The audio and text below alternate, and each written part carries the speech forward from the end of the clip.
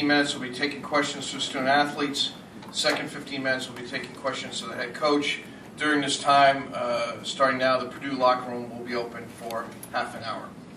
We'd like to introduce Purdue student athletes Drey Mingo and Brittany Rayburn, head coach Sharon Versyp, and we'll start with 15 minutes of questions to the student athletes and try to get to everybody as best we can. So we'll just try to point out whoever wants to get started. Pat? Drey, can you talk about what you knew of Maya Moore in high school? How much did you see her, and following her through her college career, and just your impressions? Definitely. I got to see Maya play a ton. She's played against some of my teammates, played with Antoinette. She's just a go-getter. She's a magnet towards the ball, just hard worker all the way around. Very good in everything that she does in the court.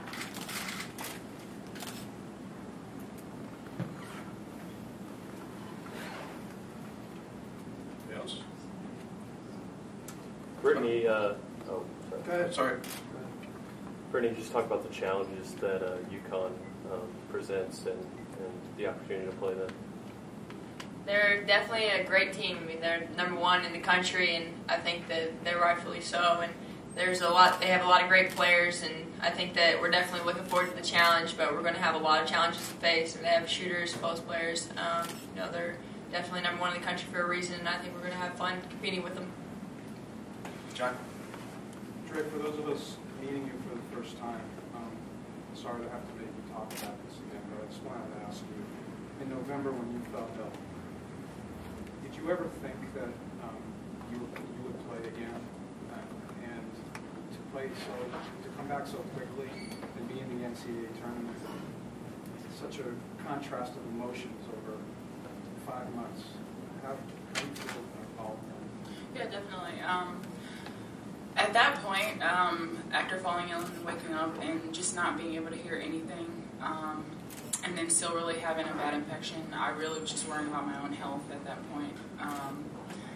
And then after that, my hearing issues and my change of lifestyle, because my life would be very different, was just kind of the main focus. But I had some really amazing people behind me the whole way, never let me put my head down for a second.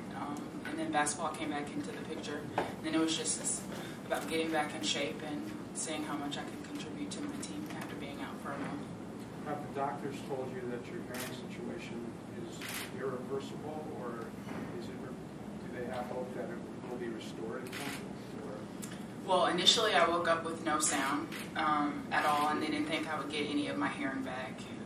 But I have gotten a significant amount of it back, enough to follow normal conversation and for my hearing aids to help me as well.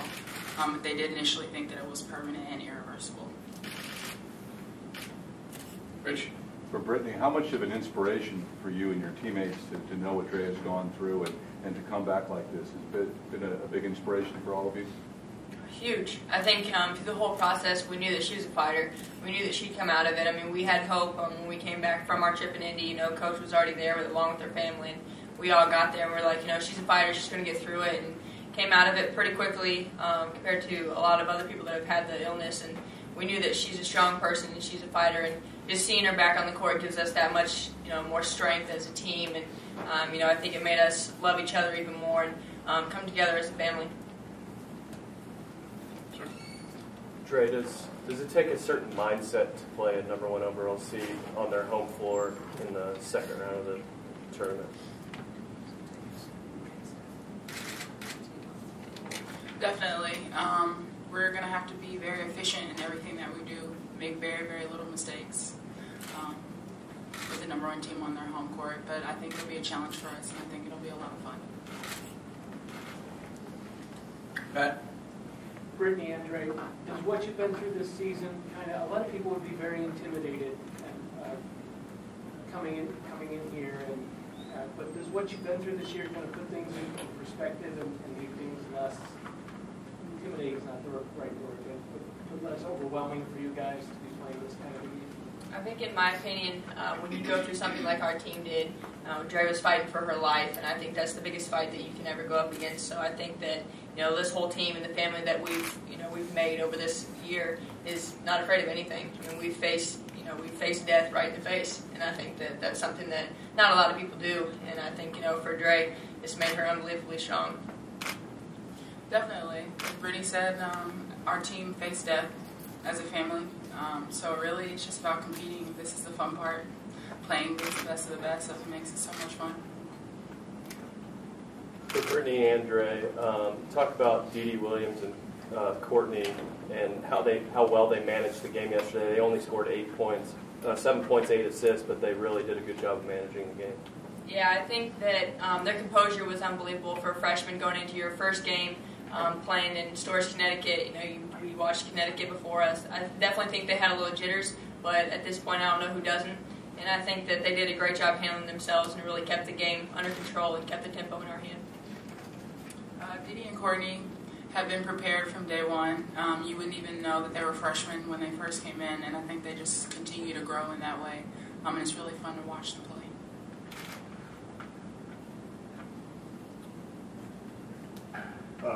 Brittany, if there's one thing that you guys have to do well, I know you have a list of things that you need to do, but what's the one thing at the top of your list that can't happen or you guys need to do? I think we just need to have fun. I think that's number one. We need to enjoy the experience because you don't get this opportunity much in your lifetime, and I think for us, we need to go out there and have fun. I think everything else will fall into place.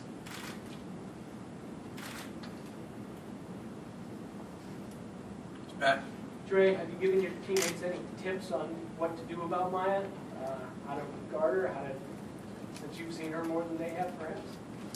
I think game film kind of speaks for itself with her. Just have to be absolutely efficient when playing defense on her because she's very good at just about everything.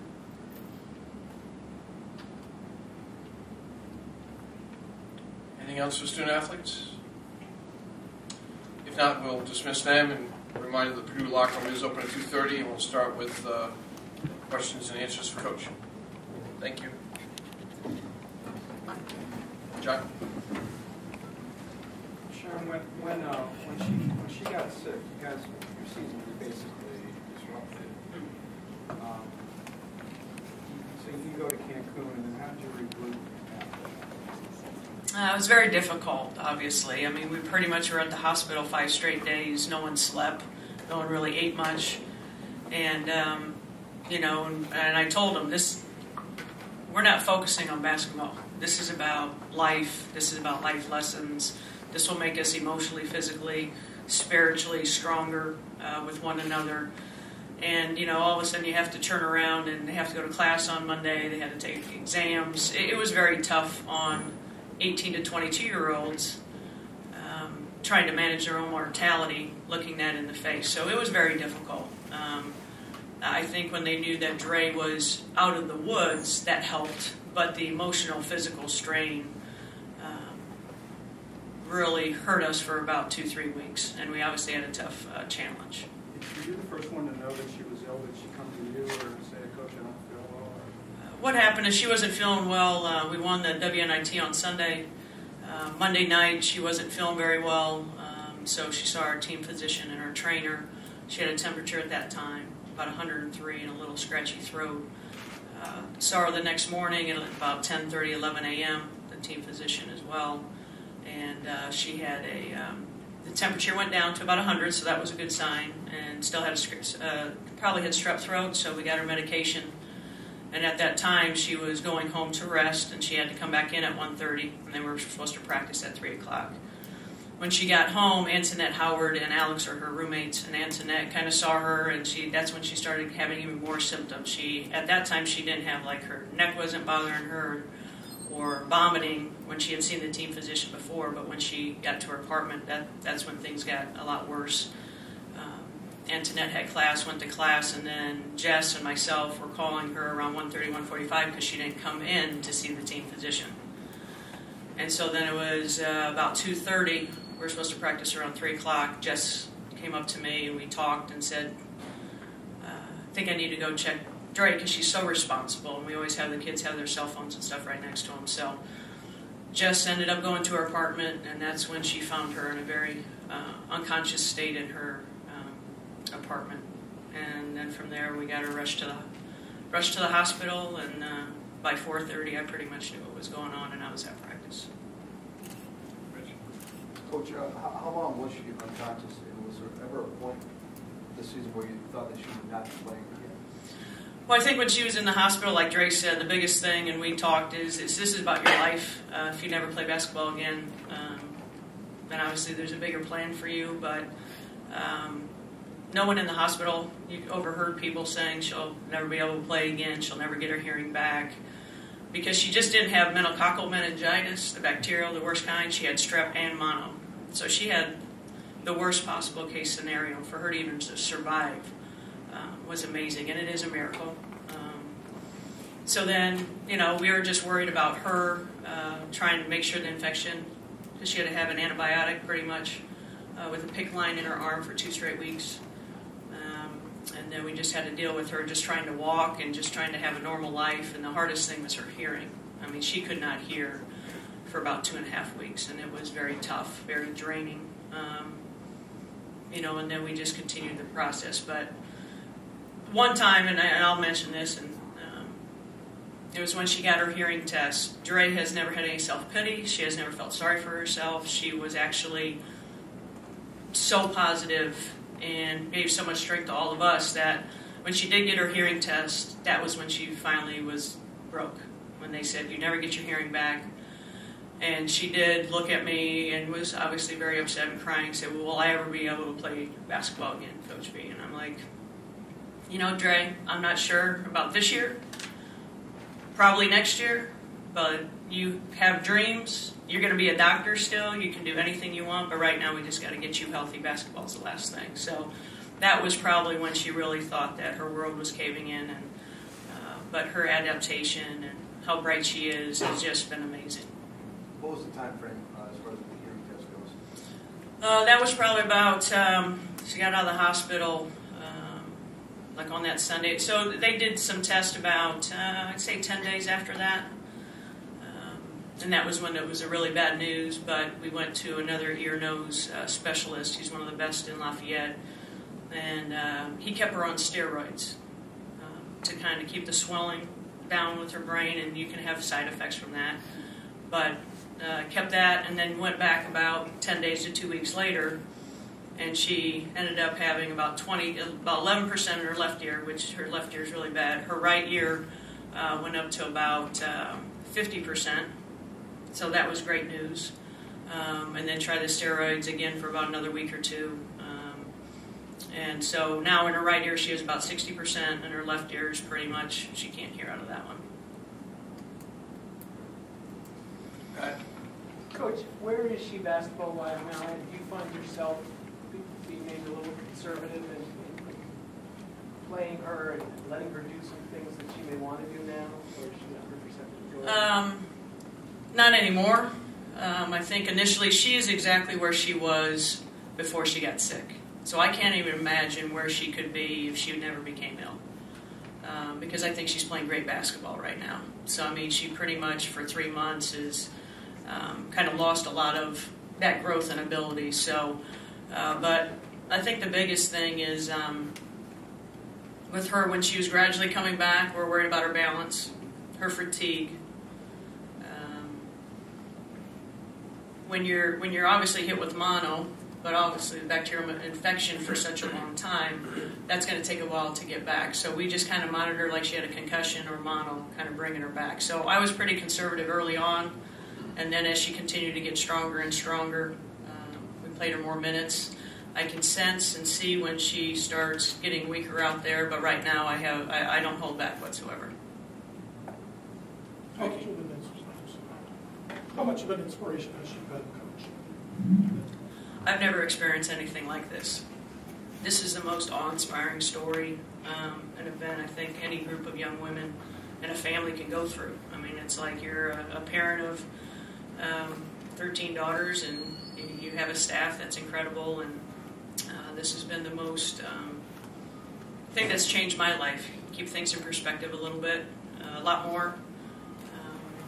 And it was tough. It's kind of like if you ever experience almost losing a child, which we almost did, when they come back, you're afraid to yell at them. You put the kids' gloves on, you put the fighting gloves back on. Just kind of went going back and forth, and Drey never wanted to be treated differently, but just what she went through and what her whole team went through, there's you just can't really put words into it. Vicky.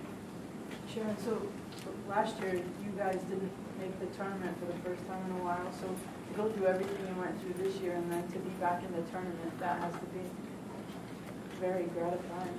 It is, and like someone says to me, if you had luck, you'd have no luck at all, Coach. So, last year we had a ton of injuries. This year with KK going out, the first game of the WNIT, and then, going through something like this, I guess it shows the strength of our Purdue women's basketball family, Purdue University, and everybody that cares so much for our student athletes, because a lot of teams would not have been able to still win 20 games, still finish exceptionally strong, still have the strength to do a lot of different things, because we really lost a good month and a half of our life. So I can't say enough for these young women of what they've gone through. And they obviously, as we say, we should be more emotionally strong than any other team right now because of what we've endured. We just talked about Courtney and Dee, and combined they played 60 minutes yesterday and they managed the team very well.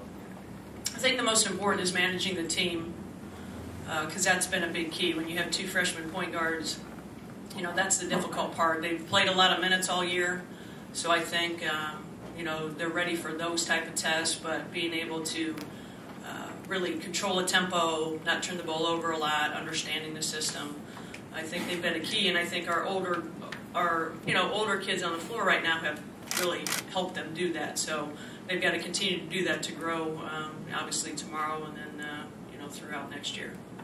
Rich? Coach, your thoughts on Kelly Ferris and how much did you recruit her? Oh, we recruited Kelly really, really hard. It was we recruited her ever since she was 8th grade freshman year. Great family, great young lady, and she just continued to blossom. And a lot of people didn't know about her as a sophomore, junior, and all of a sudden then they started coming. So I know that she was looking at us and some Big East schools, and and then when UConn obviously got very interested, she took that opportunity to come out here, and that's when she obviously made that commitment. And she's an athlete, great defender, can shoot the ball, very quick, great ball handler. She's very versatile. Coach, here we go, number 1 overall seed UConn. Obviously not the matchup you'd want on their home floor, but this is kind of the game that you wait all season to play and try to win. Well, I mean, it's can't get any better than this. It's a great opportunity for a very young team to be on again the best national stage in the country right now.